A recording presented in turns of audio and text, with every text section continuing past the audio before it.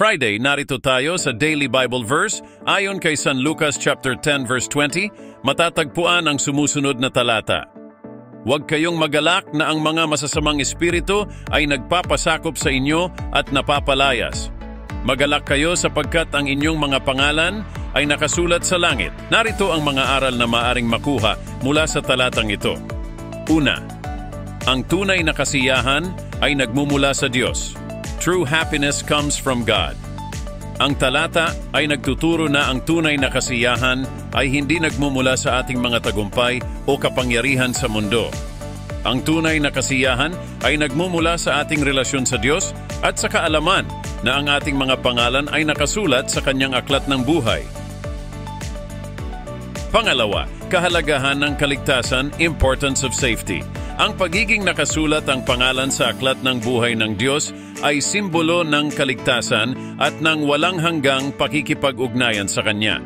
Ang pagkamit ng kaligtasan ay dapat na ang pangunahing layunin ng bawat Kristiyano. Pangatlo, hindi panandalian ang kasiyahan. Happiness is not momentary. Ang kasiyahan na nagmumula sa Diyos ay hindi panandalian o depende sa mga pangyayari sa mundo. Ang ating relasyon sa Kanya ay nagbibigay ng patuloy na kasiyahan at pag-asa, kahit na may mga pagsubok sa ating buhay. Pang-apat, paglilingkod sa Diyos, serving God.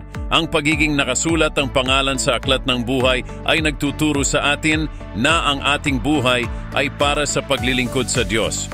Ang ating mga kilos, salita at gawa ay dapat na magbigay ng karangalan sa Kanya at magpahayag ng ating pag-ibig sa Kanya. Sa kabuuan, ang Bible verse ay nagbibigay ng aral hinggil sa tunay na kasiyahan, ang kahalagahan ng kaligtasan at ang tungkulin natin na maglingkod sa Diyos.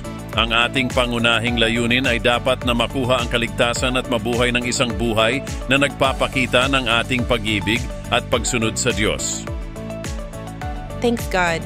Nawa nagustuhan nyo ang video. Sa ngayon lang po nakapanood ng video ay follow nyo po si Brother Chris sa kanyang YouTube. Please subscribe at Bro Chris channel at follow sa kanyang Reels at like, comment, and share. Thanks for watching and listening, and God bless you. The Word of God is a guide in daily life.